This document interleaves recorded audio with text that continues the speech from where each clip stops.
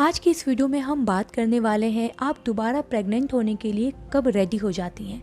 यानी आपका शरीर एक बार डिलीवरी के बाद कितने टाइम के बाद प्रेग्नेंट होने के लिए रेडी हो जाता है। अगर ये बात करें कि आपको दोबारा माँ कब बनना चाहिए तो वो आपको भी पता है कि 3 साल के बाद बनना चाहिए। लेकिन आज ये बात नहीं करने वाले हैं। आज सिर्फ हम यही बात करेंगे कि आपका शरीर कब रेडी हो जाता है प्रेग्नेंट होने के लिए।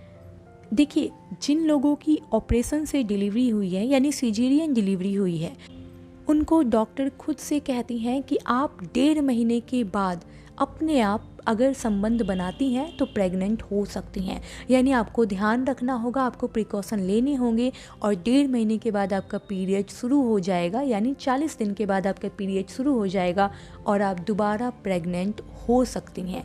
इसलिए आपको सावधानी रखनी है।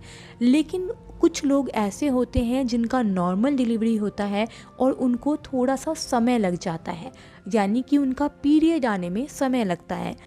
कुछ लोग ऐसी भी होती हैं जो अपने बच्चे को दूध पिलाती हैं, जिसकी वजह से क्या होता है कि उनका पीरियड बहुत लेट हो जाता है।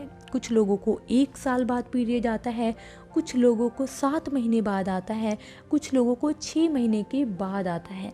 तो आप अगर इस बीच में संबंध बनाती हैं तो भी आपके प्रेग्नेंट होने के चांस बढ़ जाते हैं। ऐसा नहीं है कि आपका पीरियड जब तक नहीं आता है तब तक आप प्रेग्नेंट नहीं हो सकती, ऐसा बिल्कुल भी नहीं है। अगर आपका पीरियड नहीं भी आया है तो भी आप प्रेग्नेंट हो सकती हैं। और अगर आपने अपने बच्चे को दूध नहीं पिलाया, चाहे किसी भी वजह से, तो आपके पीरियड तुरंत के तुरंत आ जाएंगे, यानी 40 दिन के बाद आपके पीरियड आने शुरू हो जाएंगे।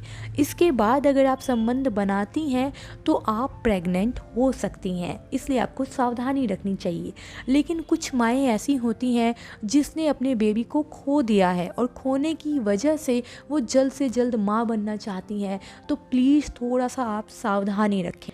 क्योंकि मुझे बहुत सारे कमेंट्स आते हैं कि मेरे बेबी की ऐसे ऐसे डेथ हो गई और इसके बाद अब मैं दोबारा प्रेग्नेंट होना चाहती हूँ, क्या करूँ, अभी अभी 1 महीने पहले ऐसा हुआ है। तो आप प्लीज़ थोड़ा सा सावधानी रखें। अभी इतनी जल्दी आप इस चीज़ के लिए रिस्क ना लें, क्योंकि आपका शरीर अगर सही नहीं रहेगा और स्वस्थ नहीं रहेगा तो आप एक स्वस्थ बच्चे को फिर से जन्म नहीं दे पाएंगी।